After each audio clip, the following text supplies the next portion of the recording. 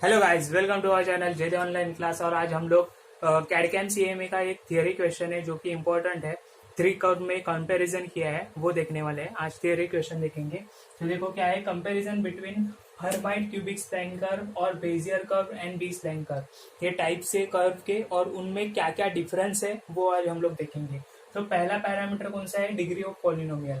मतलब जो भी डिग्री होता है पॉलिनोमियल का, जो भी इक्वेशन होता है, उनके डिग्री के बेसिस पे हम लोग कंपैरिजन कर सकते हैं। तो पहले हर्माइट क्यूबिक स्प्लाइन कर्व में क्या होता है, degree of polynomial is always 3। देखो ये इक्वेशन है यहाँ पे, ये हर्माइट क्यूबिक स्प्लाइन कर्व का इक्वेशन है और उसमें देख सकते हो आप डिग्री ऑफ पॉलिनोमियल इज 3। तो ये है Hermite cubic spline curve.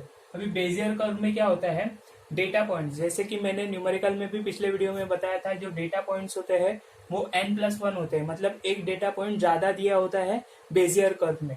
n+1 data points is represented by polynomial of nth degree. मतलब अगर बेजियर कर्व में हम लोग को डिग्री निकालना है पॉलिनोमियल का, तो हम लोग 1 से घटा देंगे उसको। मतलब n+1 डेटा पॉइंट्स होते हैं तो उसकी डिग्री का क्या होती है, nth डिग्री होती है। ठीक है। अभी बी स्प्लाइन कर्व में भी क्या होता है, देखो उसमें भी डेटा पॉइंट n+1 से ही रिप्रेजेंट किए जाते हैं और पॉलिनोमियल की डिग्री अप टू n, मतलब अप टू n तक कोई भी पॉलिनोमियल की डिग्री हो सकती है। ठीक है। तो ये फर्स्ट पैरामीटर था डिग्री ऑफ पॉलिनोमियल, जिसके ऊपर ये तीनों कर्व में क्या डिफरेंस है वो अभी हम लोग ने देखा। अभी सेकेंड पैरामीटर कौन सा है वो देखेंगे और उसके ऊपर तीनों कर्व में क्या क्या डिफरेंस आते हैं वो भी देखेंगे। तो देखो अभी सेकेंड पैरामीटर क्या है, relation between number of data points and degree of polynomial. मतलब जो कर्व बनाने के लिए डेटा पॉइंट्स दिए होते हैं और जो पॉलिनोमियल की डिग्री होती है वो दोनों में क्या रिलेशन है, उसके बेसिस के ऊपर भी हम लोग ये तीनों कर्व को डिफरेंशिएट कर सकते हैं। तो देखो हर्माइट क्यूबिक स्प्लाइन कर्व में क्या होता है, Hermite cubic spline curve is independent of the number of data points. मतलब हर्माइट में क्या होता है, अगर नंबर ऑफ डेटाज बढ़े तो ऐसे नहीं कि डिग्री ऑफ पॉलिनोमियल भी बढ़ेगा। डिग्री ऑफ पॉलिनोमियल क्या होता है हर्माइट क्यूबिक स्प्लाइन कर्व में, 3।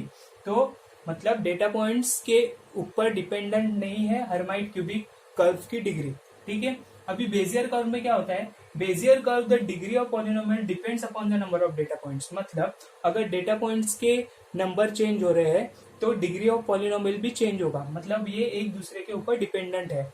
अभी बी स्प्लाइन कर्व में क्या होता है, the degree of polynomial is independent of the number of data point. मतलब इसमें भी same Hermite cubic spline curve की तरह ही है कि अगर बी स्प्लाइन कर्व में डिग्री ऑफ पॉलिनोमियल डिपेंडेंट नहीं है नंबर ऑफ डेटा पॉइंट्स के ऊपर।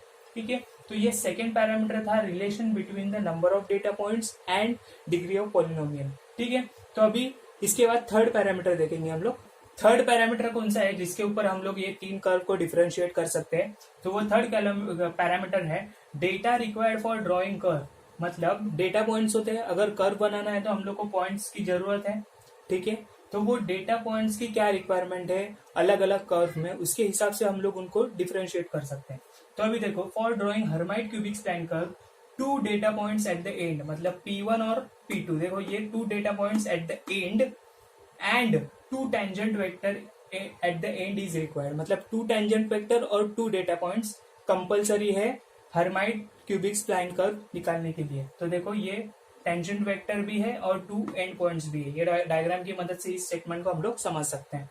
अभी सेकेंड देखो, for drawing Bezier curve 2 points at the end, 2 points at the end and while one or more control points in between is required। मतलब 2 point at the end of the curve is required and what is other requirement, एक या एक से ज्यादा point की जरूरत है इसके लिए, इन बिटवीन कर्व को कंट्रोल करने के लिए। तो यहाँ इस डायग्राम में हम लोग देख सकते हैं P0 P3 एंड पॉइंट तो है ही, और इन बिटवीन कौन से पॉइंट है, P1 और P2, जो कर्व को इन बिटवीन कंट्रोल करने के लिए जरूरी है। ठीक है। तो ये था बेजियर कर्व।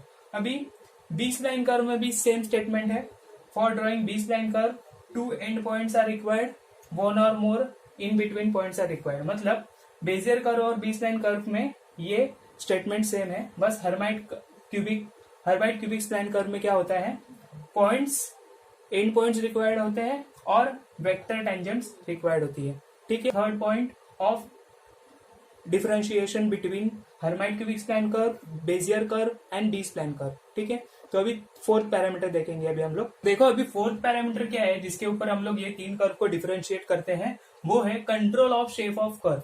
मतलब जो शेप कर्व का शेप है उसको कंट्रोल करने के लिए अलग अलग मेथड या उसके ड्रॉबैक्स है हर एक कर्व के, वो उसके ऊपर हम लोग क्या कर सकते हैं, डिफरेंशिएट कर सकते हैं।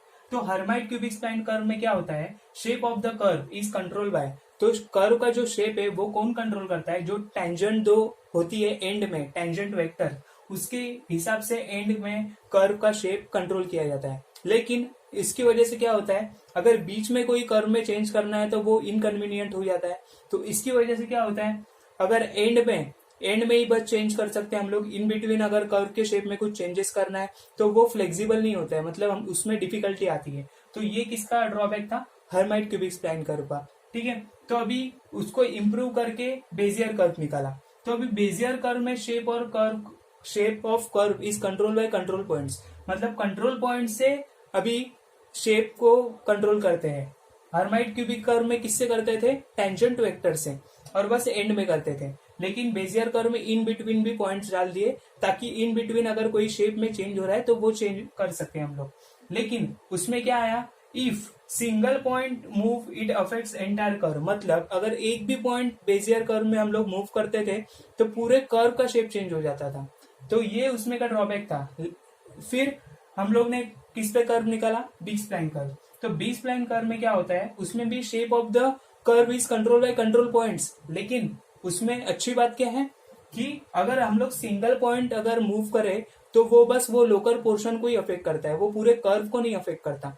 तो यही बी स्प्लाइन कर्व की जरूरत थी, और जो हम लोग को अलग अलग जो ड्रॉबैक मिलते गए, हर्माइट क्यूबिक स्प्लाइन कर्व में क्या हो रहा था, एंड में ही बस शेप कंट्रोल हो रहा था। फिर उसको इम्प्रूव करके बेजियर कर्व निकाला, बेजियर कर्व में इन बिटवीन भी शेप कंट्रोल होने लगा, लेकिन पॉइंट्स अगर अल्टर करेंगे तो पूरे कर्व का ही शेप चेंज होने लगा। फिर बी स्प्लाइन कर्व में वो ड्रॉबैक को इम्प्रूव किया, और उसकी वजह से क्या हो गया, शेप ऑफ कर्व कंट्रोल करने में आसानी हो गई। तो ये चार पैरामीटर थे जिसके ऊपर हम लोग ये तीन कर्व को क्या कर सकते हैं, डिफरेंशिएट कर सकते हैं। तो यही था आज का वीडियो। अगर आपको ये वीडियो पसंद आया हुआ तो जरूर लाइक करना, शेयर करना, सब्सक्राइब करना और अपने दोस्तों को भी सजेस्ट करना। Thank you.